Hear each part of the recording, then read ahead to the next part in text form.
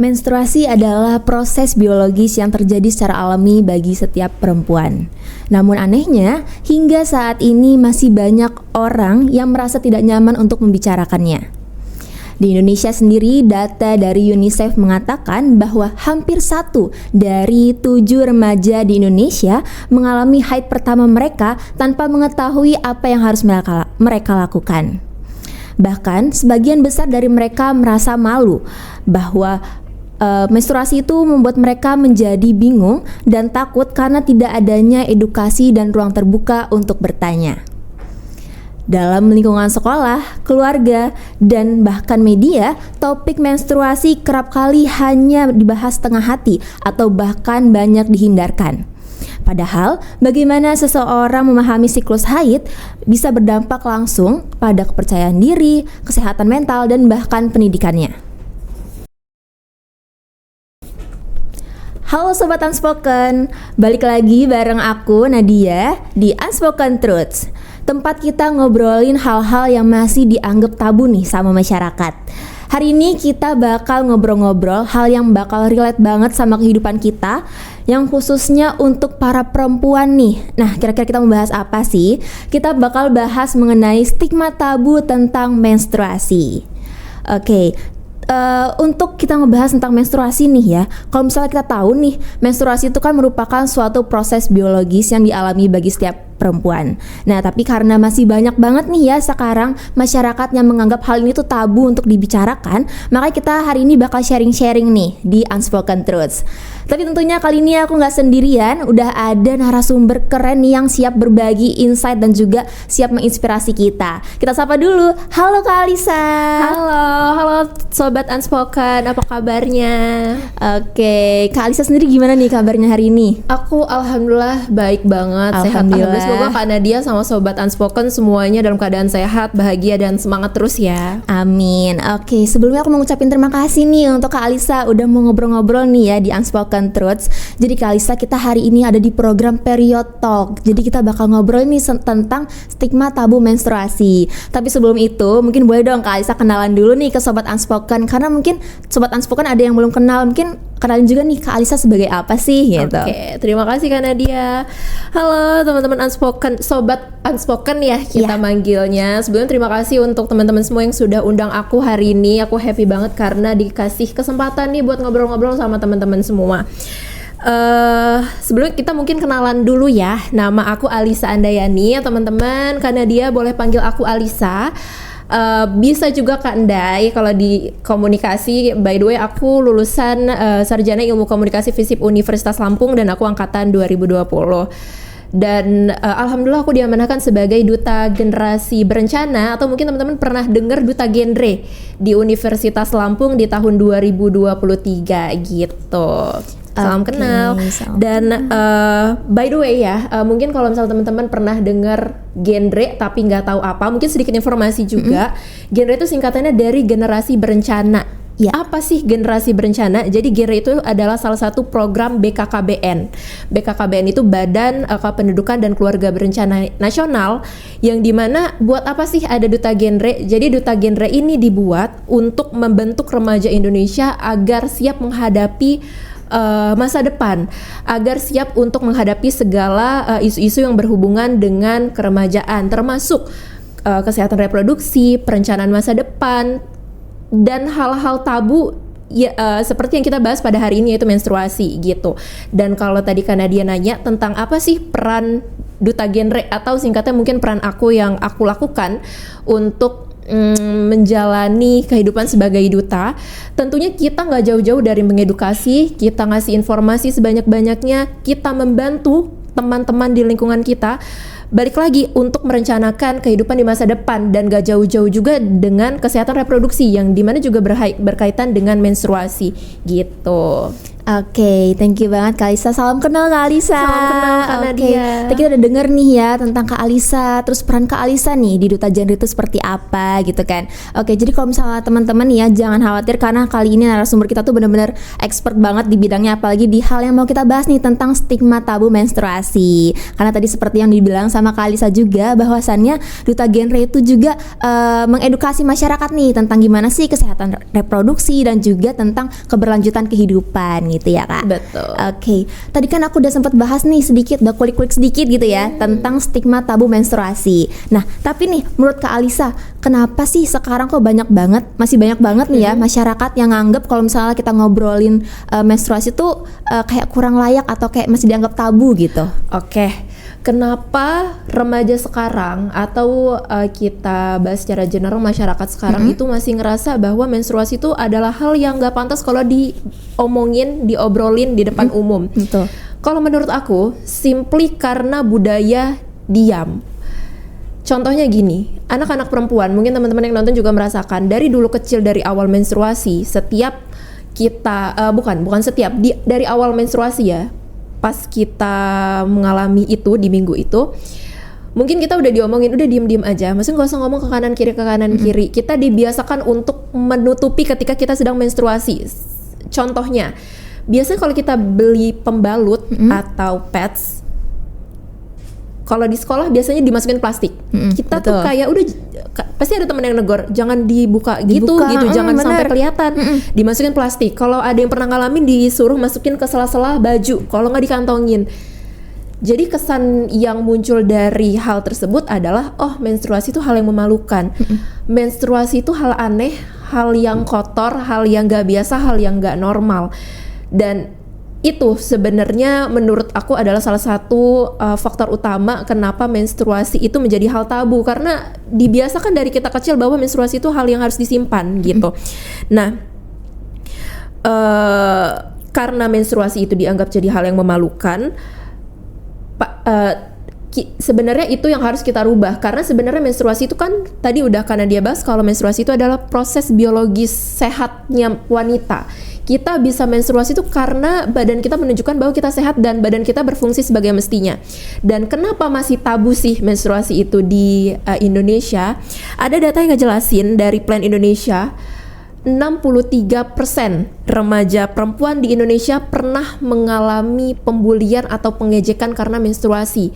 Kenapa diejek? Misal, mens tembus dikata-katain, atau mens agak berbau-bau amis sedikit dibisik-bisikin gitu-gitu. Terus misal kita megang Softex atau brand ya, kita megang pembalut atau pads, diomongin, kok dia nggak tahu malu sih megang-megang pembalut ya. Kenapa? Itu adalah suatu proses biologis wanita yang normal, dan itu juga yang termasuk bikin kayak menjadi tabu karena masih menstruasi itu menjadi bahan pembulian gitu. Nah, jadi sebenarnya stigma negatif ini tuh sebenarnya bukan karena kurangnya pengetahuan, tapi juga karena kurangnya kebiasaan sosial yang dimana kayak orang-orang tuh kalau ngebahas tentang menstruasi tuh kayak dianggap topik yang haram gitu loh, kayak ngapain sih bahas menstruasi, kayak malu kali gitu. Dan itu tuh sebenarnya harus dirubah, teman-teman. Menstruasi itu adalah sebuah proses biologis di wanita, yang dimana bukan wanitanya aja yang harus mengerti, tapi lingkungannya juga harus paham menstruasi itu seperti apa, efeknya seperti apa, dan cara menangani menangani perempuan yang sedang menstruasi itu seperti apa. Karena sebenarnya wanita menstruasi itu butuh ruang aman, perlu support system yang baik, dan juga harus didukung gitu. Oke, tadi aku izin kasih tahu dikit ya Kak ya, penjelasannya dan juga kesimpulannya lah dari yang Kak Alisa dapetin tadi. Oke, jadi kalau misalnya dari Kak Alisa nih ya, ternyata kenapa sih banyak banget masyarakat yang masih menganggap hal itu tabu, karena adanya budaya. Betul. Jadi pertama karena budaya nih teman-teman. Jadi kalau untuk teman-teman nih ya yang sekarang ngerasa juga kalau mungkin lingkungan sekitarnya nih mendukung untuk ayo jangan disebar-sebar dong, atau misalnya jangan tutup-tutupin aja gitu. Pokoknya kita jangan ngomong-ngomongin tentang menstruasi karena itu hal yang memalukan. Mungkin dari sekarang nih untuk teman-teman, untuk sobat Unspoken, boleh banget mulai diubah nih budayanya, karena mungkin budaya diam itulah yang bisa menjadi kebiasaan dan kedepannya nanti bakal terus berlanjut. Betul ya Kak. sekali. Oke, tadi kan udah jelasin juga nih salah satu dampaknya dari budaya diam itu adalah mungkin bagi para wanita merasa malu gitu ya untuk membicarakannya di depan publik gitu. Karena mungkin orang-orang di sekitarnya tidak mendukung nih. Nah, tapi kalau misalnya dari kakak nih ya, untuk ada dampak lain nggak sih atau dampak nyatanya nih dari stigma menstruasi ini, terutama tuh misalnya terhadap kesehatan mental perempuan atau misalnya dalam suatu pendidikan gitu. Jadi ngomongin dampaknya stigma negatif ya bisa kita bilang terhadap stigma negatif perihal menstruasi terhadap pendidikan atau kesehatan mental itu pasti ada banget guys dampaknya. Udah ada datanya itu dari UNICEF tahun 2022, mereka ngeluarin penelitian bahwa 1 dari 6 wanita di Indonesia atau aku lupa perempuan di Indonesia itu pernah gak masuk sekolah. Jadi mereka 1 dari 6 wanita di Indonesia itu gak masuk sekolah karena menstruasi itu. Kenapa gak masuk sekolah karena menstruasi? Karena ada sebabnya. Mereka ngerasa gak nyaman, mereka ngerasa nggak aman dengan keadaan menstruasi itu. Mungkin karena takut nanti bocor, takut apa nanti teman-teman aku lihat, teman-teman aku ngejudge dan bla bla bla. Dan karena itu, karena rasa tidak nyaman, ngerasa kotor mungkin, ngerasa aneh, ngerasa takut dijudge dan sebagainya. Hal itu ngebuat mereka nggak fokus untuk belajar. So that's why pasti ngaruh ke pendidikan mereka. 1 dari 6 loh guys. Memang kayak cuma satu. Tapi kalau dihitung dari keseluruhan perempuan di Indonesia itu cukup banyak. Mereka nggak ikut sekolah karena merasakan hal itu. Dan itu sangat berpengaruh tentunya. Kalau kita bahas dari sisi kesehatan mental atau psikologis, ngaruh juga.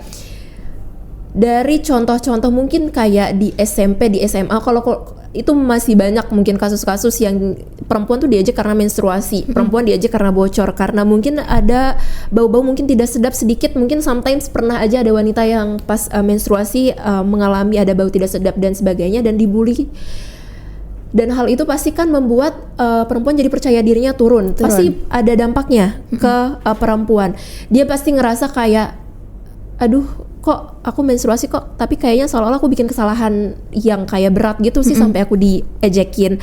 Atau apalagi kalau misalnya laki-laki ya yang kayak ngelihat bocor, apalagi kita pakai celana putih misalnya, rok putih.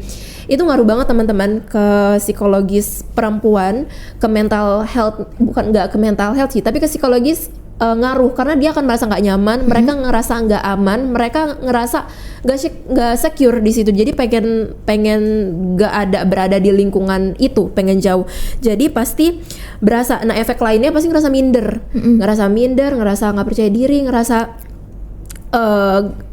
selama haid itu bawaannya kayak nggak tenang pasti gitu.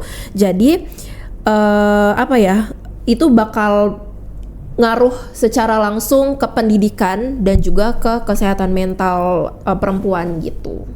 Oke, thank you Kak Alisa. Oke, jadi untuk teman-teman ya mungkin ada di antara teman-teman ya yang pernah ngerasain hal yang serupa gitu kan. Mungkin ketika masa sekolah, mungkin pernah juga merasakan hal yang serupa yang udah disebutin sama Kak Alisa tadi. Misalnya dapat ejekan atau bahkan dibully sama teman-teman. Nah mungkin ini juga bisa jadi salah satu hal yang harus kita awarein gitu ya Kak. Aku nambah dikit. Jadi sebenarnya edukasi menstruasi kan kadang kayak kita lewat-lewat mungkin EVP dan sebagainya bahas menstruasi kayak kita nganggapnya sepele kan. Tapi sebenarnya nggak sesepele itu guys. Edukasi menstruasi itu sepenting itu, baik untuk perempuan, baik untuk laki-laki, baik untuk pengajar, guru-guru di sekolah. Karena secara tidak langsung kita kan yang namanya menstruasi kan setiap bulan ya, dan itu perempuan, seluruh perempuan di negara ini bahkan di dunia ini merasakannya. Jadi setiap dari kita, baik perempuan itu harus ngerti tentang diri kita, harus ngerti kebutuhan diri kita, kebutuhan biologis kita dan sebagainya, harus ngerti dulu. Kemudian orang-orang di sekitarnya termasuk laki-laki dan lingkungan siapapun itu harus ngerti bagaimana sih seperti apa sih menstruasi itu, efeknya seperti apa, terus dampaknya mereka kalau di treat A, treat B, treat C itu seperti apa, dan mereka harus membangun ruang aman. Itu sih yang aku bilang tadi untuk perempuan-perempuan yang sedang mengalami menstruasi, dan itu bukan perkara sepele juga gitu, karena kalau kita bahas lebih lanjut itu berhubungan dengan hormon, berhubungan dengan rasa sakit di fisik dan lain-lain gitu. Jadi edukasi mengenai menstruasi itu juga penting banget. Jadi keren banget Unspoken Truths hari ini yang udah bahas ini, keren banget. Oke. Boleh lanjut. Oke. Berarti tadi kan udah disebutin kalau misalnya edukasi tentang menstruasi itu penting banget ya Kak ya. Dan untuk teman-teman ya, ternyata nggak cuma orang sekitar kita aja loh yang perlu diedukasi, tapi kita juga harus tahu dulu nih tentang diri kita. Kita harus paham tentang diri kita, kebutuhan kita apa, dan juga kalau misalnya kita udah paham diri kita sendiri, semoga dari apa yang udah kita pelajarin kita bisa nerapin itu, dan semoga juga orang-orang di sekitar kita juga bisa memahami kita gitu. Oke, itu kan tadi udah disebutin juga nih Kak, kalau misalnya nggak cuman cewek aja nih, mungkin cowok juga penting banget ya untuk dapat edukasi. Kira-kira menurut Kakak nih, hal penting apa sih yang harus harus cowok-cowok tahu nih tentang stigma tabu ini gitu? Apakah edukasi seperti misalnya cara menghadapi seorang perempuan ketika bertemu dengan orang yang mungkin sedang haid gitu? Ada nggak sih Kak tipsnya, atau misalnya apa sih yang harus mereka lakuin gitu? Oke, ini bagus. Jadi intinya adalah edukasi tentang menstruasi ini memang harus menyasar kepada laki-laki aja. Dan kenapa kita pertanyakan dulu kenapa sih laki-laki harus tahu? Karena balik lagi, sebagian besar pembuli atau pengejek wanita yang sedang menstruasi adalah kebanyakan mungkin pria ya, laki-laki. Kenapa mereka bisa mengejek? Karena menurut mereka, karena mereka nggak tahu menstruasi itu seperti apa, efek terhadap badan wanita itu seperti apa, efek terhadap psikologis wanita itu seperti apa. Mereka tidak tahu bahwa menstruasi itu hal yang memang serius gitu di biologis wanita. Mungkin sebagian besar atau kebanyakan laki-laki beranggapan, atau mungkin karena belum dapat edukasinya, berpikir bahwa menstruasi itu cuma keluar darah aja, habis itu udah. Tuh kayak aduh alay banget sih, nangis-nangis, marah-marah, kayak banyak bete gini-gini, nggak sesimpel itu guys. So that's why kenapa laki-laki tuh harus tahu. Nah, cerita dikit, jadi aku pernah ngisi kelas juga yang isi kelasnya itu campuran, ada laki-laki dan perempuan, dan di sana tuh memang mereka benar-benar nggak tah bahwa menstruasi itu sekompleks itu. Mereka bilang bahwa kayak, Kak, aku baru tahu bahwa menstruasi itu tuh ada rasa sakit loh yang dirasa sama wanita, dan kadang-kadang tuh bisa sampai pingsan guys. Kayak keluarga aku tuh ada yang kalau menstruasi bisa sampai pingsan. Aku dulu pernah pada masanya aku menstruasi itu aku nggak bisa tidur 2 hari karena kesakitan sampai nangis-nangis itu. Jadi kayak menstruasi itu bukan hal yang sederhana yang kayak cuma keluar darah bisa udah gitu. Itu satu. Ada juga yang bilang kayak, Kak, aku baru tahu bahwa menstruasi itu juga ada pengaruhnya sama hormon, sama perubahan mood, sama kesensitifan kita. Jadi kadang-kadang kalau mungkin orang kayak ngomong sama kita yang lagi mens, terus kayak kita lebih ngerasa kayak ini, terus kayak bilang, ih sensi banget sih lagi mens ya. Sebenarnya itu benar, emang mens itu merubah hormon, yang dimana hormon itu bisa bikin kita jadi mood swing, kadang jadi bete, kadang jadi gampang sedih, gampang marah dan sebagainya. Jadi memang masih banyak banget orang, terlepas wanita atau laki-laki, yang belum mendapatkan edukasi bahwa mereka belum tahu bahwa menstruasi itu punya efeknya sendiri gitu. Dan dengan mereka belajarnya dari mana sih? Setidaknya gini, gak perlu kayak, menurut aku gak perlu kayak belajar dalam banget gitu, yang kayak dalam-dalam gak perlu sih. Cuma setidaknya laki-laki, perempuan, siapapun, bahkan guru di kelas yang dimana mungkin setiap hari bertemu dengan siswa atau siswinya, setidaknya aware dengan menstruasi ini. Menstruasi itu apa?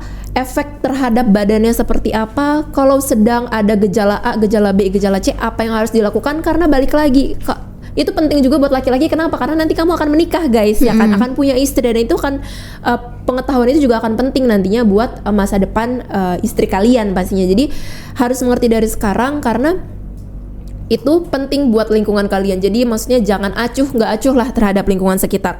Harus aware terhadap menstruasi. Caranya dengan gimana Kak? Mungkin bisa dengar mungkin bisa tahu caranya, bisa aware caranya dengan dengar podcast-podcast kayak Period Talk ini, atau mungkin di TikTok video-video pendek aja, tapi seenggaknya sedikit-sedikit tahu gimana caranya untuk menghadapi, atau tahulah sedikit banyak efeknya terhadap tubuh wanita, dan bagaimana menghadapi hal-hal yang mungkin case-nya mungkin ada hal-hal yang perlu kita hadapi gitu sebagai seorang laki-laki. Jadi biar nggak bingung kalau di lingkungan ada perempuan misalnya lagi kesakitan, terus dia jatuh karena sakit, terus dia kayak, karena kejadian di SMA aku tuh sering banget, karena aku pas SMA tuh sekolah dari jam 7 pagi sampai jam 5 sore, Senin sampai Sabtu. Jadi laki-laki di kelasku tuh kebanyakan udah bisa ngehandle, mereka sudah bisa ngebaca kita perempuan, mereka bisa ngebantu kita yang sedang menstruasi ini, yang sedang jatuh kayak misalnya sakit drop, saat menstruasi mereka bisa ngerti gimana cara ngehandle kita, cara ngertiin kita gitu dan sebagainya.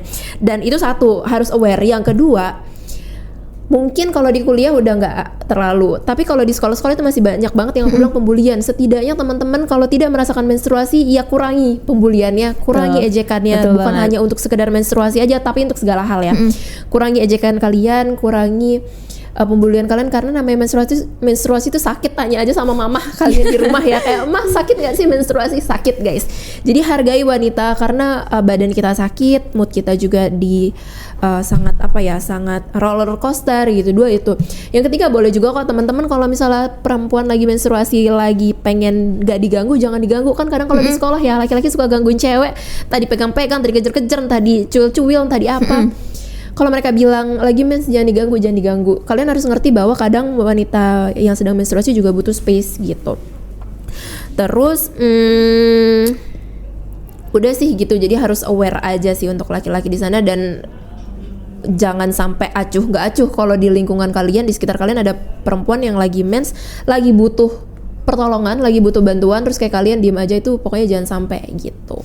Oke, jadi untuk teman-teman atau misalnya nih sobat unspoken yang laki-laki nih ya, berarti tadi benar yang diomongin sama Kak Alisa bahwa kalian juga harus aware. Jadi di sini tuh tentang menstruasi nggak cuma cewek doang yang harus aware tentang dirinya, tapi ternyata laki-laki juga tuh harus aware loh sama lingkungan sekitarnya. Apalagi misalnya kalau misalnya teman-temannya mungkin ada yang sedang mengalami menstruasi, jadi teman-teman bisa lebih tahu nih apa sih harus dilakuin ketika ada hal-hal serupa, misalnya ada yang kesakitan atau bahkan sampai pingsan tadi yang disebutin sama Kak Alisa gitu ya Kak ya.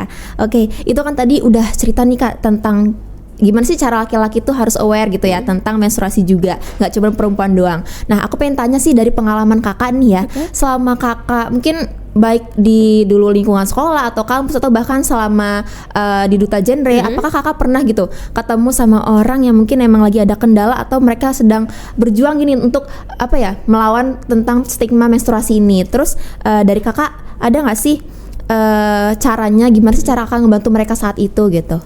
Oke, kita ngebahas case ya mungkin. Kayak pernah gak sih aku ketemu situasi dimana kayak perempuan ini lagi struggle banget sama menstruasinya. Aku pernah nemuin case dimana itu anak sekolahan si SMP kalau gak salah.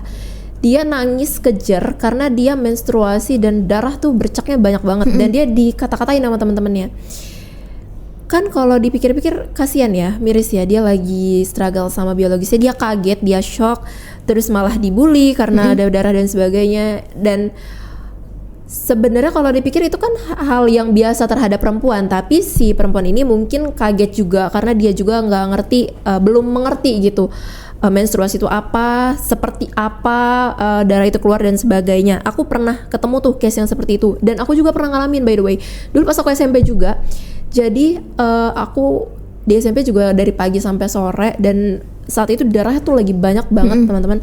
Jadi darahnya banyak banget, dan aku juga nggak tahu entah aku lagi drop atau apa. Aku juga ngerasa tuh kayak aku tuh jadi lemes banget, terus kayak hari itu lagi sibuk banget, banyak presentasi. Di satu sisi yang aku selalu hyperaktif banget, terus tiba-tiba aku diem. Jadi aku teman-teman aku nanya, aku kayak agak lemas gitu-gitu. Itu satu jadi omongan. Terus juga yang aku juga sering banget tuh dulu di sekolah tembus. Itu jadi kayak omongan laki-laki. Kayak aku tahu mereka nggak ngomong di depan aku, tapi aku tahu mereka bisik-bisik kayak gitu. Terus misalnya kayak berdiri dilihat-lihat gitu. Itu aku pernah ngerasain hal itu guys sebelumnya. Dan balik lagi, kita harus sadar bahwa menstruasi itu biasa. Dan balik lagi, lingkungan tuh harus sadar bahwa itu hal yang normal, hal yang biasa banget. Karena setiap wanita pasti pernah ngalamin yang namanya menstruasi, yang namanya moodnya jatuh, capek, lemes pas lagi menstruasi, dan kejadian-kejadian yang yang tidak baik, misalnya kayak tembus dan sebagainya gitu. Itu case-case-nya. Dan mungkin masih banyak lagi case-case lain yang mungkin parah ya, yang mungkin teman-teman juga pernah temukan di lingkungan. Nah, gimana sih cara bantu temen nih? Misalnya ada teman, atau jangan jauh-jauh ke teman, karena mungkin kita ketemu sama adik kita deh. Adik kita mungkin yang lagi menstruasi, terus dia kaget, dia kayak diceng-cengin sama teman-temannya. Gimana cara kita biar kayak dia tuh gak ngerasa takut, gak ngerasa malu, gak ngerasa aneh?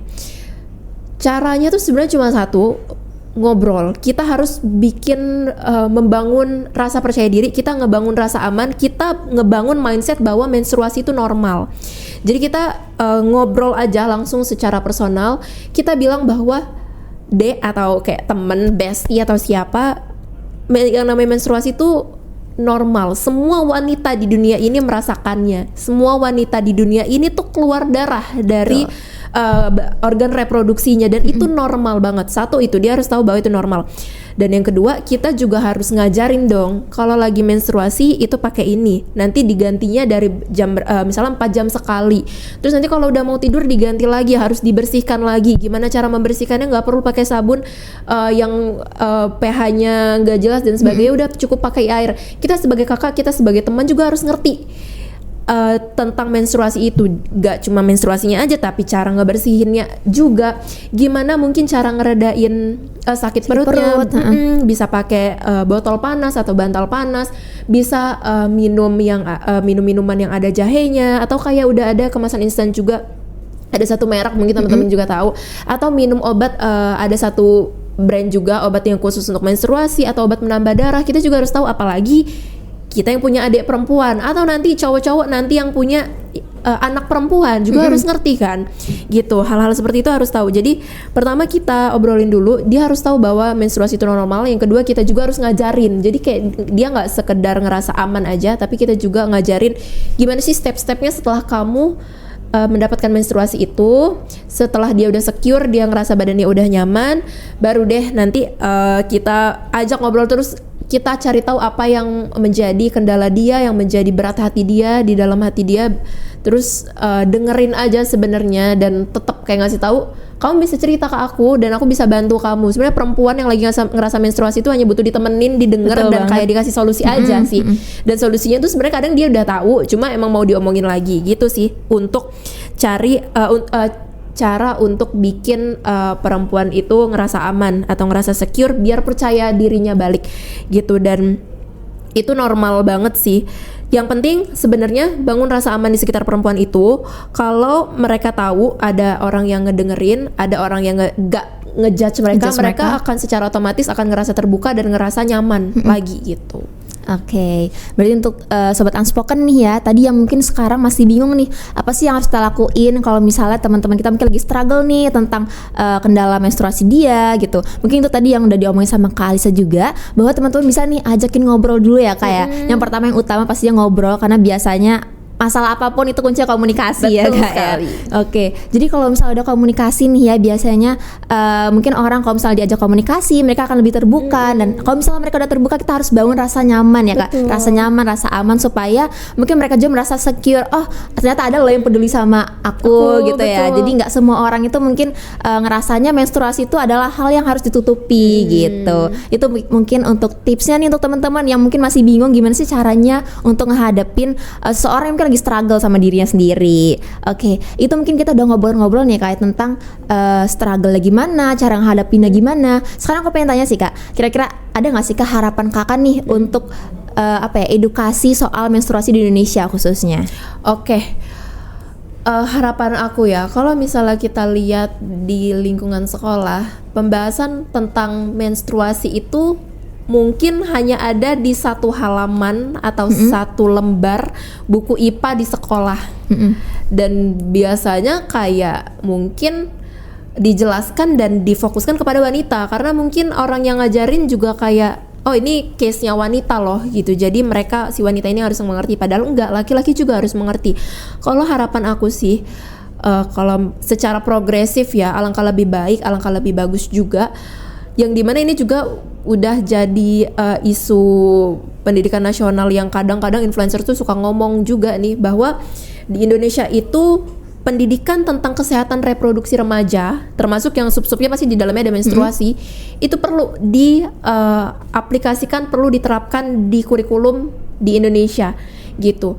Yang dimana kalau kita punya kurikulum mengenai kesehatan reproduksi remaja itu, remaja-remaja kita tuh nggak bakal lagi ngerasa yang kayak tadi, ngerasa nggak percaya diri, ngerasa takut, ngerasa aneh, ngerasa malu, ngerasa nggak bakal lagi, karena sudah ditaruh di kurikulum secara jelas ya, secara general, bukan yang satu halaman atau satu lembar doang. Ketika sudah masuk kurikulum, mereka akan tahu secara detail tentang menstruasi, tahu secara detail bagaimana mengatasinya dan bla bla bla bla bla. Dan nggak menstruasi aja, pasti juga khusus ke kesehatan reproduksi remaja, tentang kekerasan seksual dan sebagainya. Dan kalau dipikir-pikir di luar negeri sudah banyak ya seperti itu, dan di Indonesia belum ada. Kalau harapan aku secara progresif sih mungkin bisa dimasukkan ke kurikulum di Indonesia, karena itu akan sangat membantu kita. Dan pembahasan menstruasi, pembahasan kesehatan reproduksi remaja, pembahasan kontrasepsi, pembahasan mengenai hubungan seksual itu sebenarnya udah nggak boleh tabu lagi di lingkungan kita, benar-benar nggak boleh tabu lagi, karena itu adalah hal yang harus kita mengerti. Ya, itu satu. Yang kedua, aku harap sih mungkin akan lebih banyak lagi kalau bisa di lingkungan sekolah, di lingkungan kampus, atau di lingkungan organisasi atau komunitas, wadah atau tempat ruang aman buat wanita. Jadi gini, alangkah lebih baik kalau wanita tuh tahu kemana dia bisa pergi, kemana dia bisa datang ketika mereka punya permasalahan-permasalahan yang berhubungan dengan kesehatan reproduksi remaja, termasuk menstruasi. Kalau misalnya udah ada lingkungan-lingkungan seperti itu kan kita akan ngerasa aman. Kalau kita ada pertanyaan, kita bingung, kita tahu kemana nanya. Kalau kita butuh bantuan, kita ngerasa A, B, C di dalam tubuh kita tahu datangnya kemana. Nah, FYI, kalau misalnya yang nonton ada teman-teman dari Unila atau kayaknya di seluruh Indonesia juga ada, di kampus-kampus biasanya ada sebuah organisasi yang namanya PIKR, Pusat Informasi dan Konseling Remaja, yang dimana mereka juga itu adalah yang memproduksi atau yang wadah Duta Genre tadi, yang dimana Duta Genre kan menginformasikan mengenai masalah kesehatan reproduksi remaja. Dan teman-teman mungkin kalau misalnya belum bertemu ruang amannya, masih banyak pertanyaan mengenai menstruasi dan sebagainya, butuh awareness, butuh edukasi, boleh banget cari organisasi PIKR-nya di masing-masing kampus. Atau kalau nggak ada, banyak banget komunitas online di Instagram. Mungkin teman-teman yang belum tahu, banyak banget komunitas mental health di Instagram, bisa dicari, itu banyak banget. Ketik aja di Google nanti keluar komunitas-komunitas itu yang bisa di online, dan teman-teman bisa konsultasi secara gratis. Mereka juga membantu dengan senang hati kalau misalnya kita ada masalah psikologis, ada masalah biologis yang perlu kita tanyakan, apalagi berhubungan dengan kesehatan mental atau konseling gitu. Itu sih harapan aku.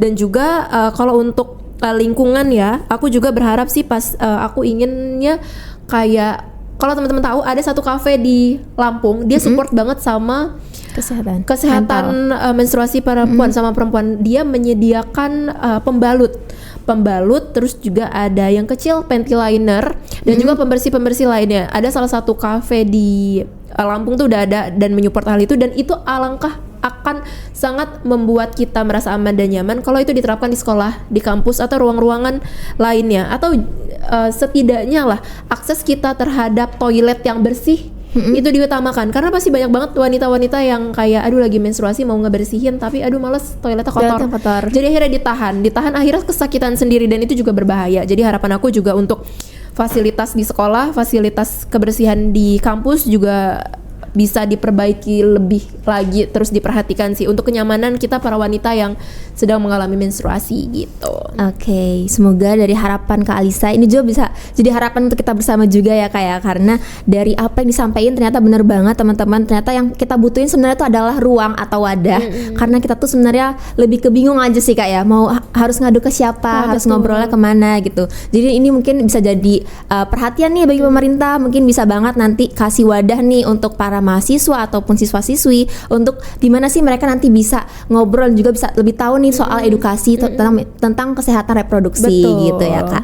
Oke, itu tadi udah harapan Kakak nih ya tentang gimana sih nanti soal edukasi menstruasi di Indonesia. Boleh dong kasih saran atau pesan nih ke Sobat Unspoken, gimana sih tentang mungkin stigma tabu atau misalnya pesan-pesan lain nih Kak. Oke. Jadi teman-teman, kita udah tahu bahwa menstruasi ini masih menjadi hal yang tabu di Indonesia, bahkan mungkin di lingkungan sekolah atau lingkungan perkuliahan kita. Dan setelah mungkin teman-teman mendengar tadi pertanyaan-pertanyaan dan jawaban-jawaban yang sudah terlontarkan, jangan buat podcast ini jadi sia-sia. Teman-teman harus tahu apa next step yang harus dilakukan, apa yang perlu diaplikasikan dari podcast yang kita bahas hari ini. Of course teman-teman harus melakukan hal-hal kecil. Ini sebenarnya aku bakal ngasih tips hal-hal kecil aja yang dampaknya pasti besar juga untuk stigma negatif tentang menstruasi. Pertama, sebenarnya teman-teman sudah harus mulai berani nih untuk ngomongin menstruasi di lingkungan sekitar. Jangan takut untuk bikin obrolan-obrolan mengenai menstruasi atau kesehatan reproduksi remaja, nggak masalah. Ada kekerasan seksual di sekitar, omongin aja. Ada apa ya? Ada hal-hal tabu yang orang pikir itu tabu, tapi sebenarnya itu bukan tabu yang bisa kita informasikan. Udah ngomong aja, jangan takut untuk membahas tentang perihal menstruasi ini. Ngomong aja, jangan malu, jangan ragu, karena itu bukan hal yang memalukan. Satu, normalisasikan obrolan-obrolan seperti ini di sekolah, di kampus, di komunitas, karena semakin kita menganggap sebuah topik itu normal, itu akan menjadi biasa juga di lingkungan, dan lama-lama orang kayak nganggapnya oh udah aman aja, nyantai aja. Terus juga jangan ngejek perempuan yang lagi menstruasi, karena itu bukan hal yang mudah teman-teman untuk dilalui ya. Jangan dibully, jangan diejek, karena itu proses biologis manusia yang dimana kalau dia menstruasi itu tandanya dia sehat. Kalau dia menstruasi berarti badannya berfungsi dengan baik. So jangan dibully, itu hanya proses biologis manusia aja dan tidak ada yang salah dengan itu. Terus juga ayo teman-teman aku, teman-teman kita yang laki-laki juga, ayo kita aware sedikit juga tentang perempuan-perempuan yang menstruasi, karena sedikit banyak itu juga akan membantu kalian. Mungkin nanti kalau punya pacar ya, kalau pacar lagi mens nggak bingung harus apa, nanti punya istri mens nggak bingung harus apa, punya anak perempuan yang baru mulai mens nanya ayahnya, terus ayahnya kebingungan, bingung juga anaknya, kan kasihan itu. Terus kalau pesan kesanku sih, aku mau bilang kalau ayo teman-teman sadar, perempuan nih terutama yang masih ngerasa menstruasi itu hal yang nggak pantas gitu. Menstruasi itu bukan hal yang memalukan sama sekali. Kalau kamu menstruasi, kalau aku menstruasi, kalau kita menstruasi, kita tuh bukan berarti kotor. Kita tuh bukan berarti aneh. Kita tuh bukan berarti memalukan. Itu proses biologis yang sangat amat normal dan udah akui aja, nggak perlu sembunyi-sembunyi. Kalau teman-teman butuh jawaban, bertanya. Jangan disimpan sendiri, jangan bingung sendiri, nanti kena sendiri efeknya buat kalian. Kalau bingung, bertanya.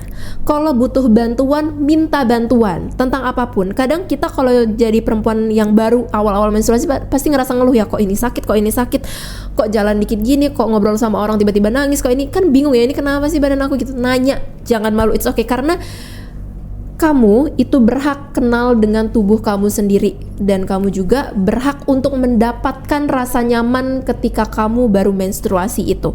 Gimana caranya? Dengan mengomunikasikan dengan orang-orang di lingkungan sekitar gitu.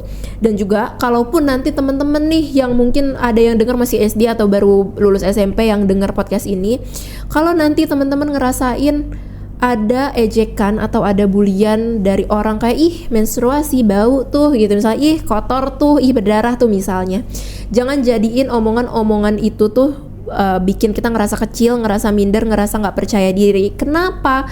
Karena itu sebenarnya mereka yang kurang, bukan kita. Mereka yang kurang edukasi, mereka yang nggak tahu, mereka yang nggak paham. Jadi harusnya mereka yang malu, bukan kita. Jadi pahami itu. Dan perempuan-perempuan di luar sana, aku sih pengen ayo kita sama-sama ngerubah stigma negatif ini dengan tidak malu, dengan tidak merasa aneh, dan menganggap bahwa menstruasi ini hal yang normal untuk dibahas di publik, yaitu dimulai dari diri kamu sendiri gitu. Oke, thank you banget Kak Alisa buat pesannya untuk teman-teman, untuk Sobat Unspoken nih ya. Jadi Sobat Unspoken, kita harus mulai dari diri kita sendiri. Habis itu juga untuk Sobat Unspoken, kita harus aware nih, baik perempuan ataupun laki-laki harus aware nih tentang menstruasi ya Kak ya. Jadi jangan sampai masih ada stigma tabu di lingkungan sekitar kita atau bahkan di teman terdekat kita nih Sobat Unspoken. Oke Sobat Unspoken, mungkin itu obrolan kita tadi nih, udah ngobrol-ngobrol bareng Kak Alisa ya. Banyak banget nih hal yang bisa kita petik, banyak banget insight yang kita dapat dari Kak Alisa hari ini. Semoga dari obrolan kita hari ini bisa ada yang diambil nih sama teman-teman, mulai dari mungkin gimana sih cara kita harus mengedukasi, gimana cara kita harus empati sama orang lain, dan kita juga harus sadar bahwasannya menstruasi bukan lagi hal yang memalukan ya. Betul. Oke, aku mau ngucapin terima kasih untuk Kak Alisa udah ngobrol-ngobrol di Unspoken Truths.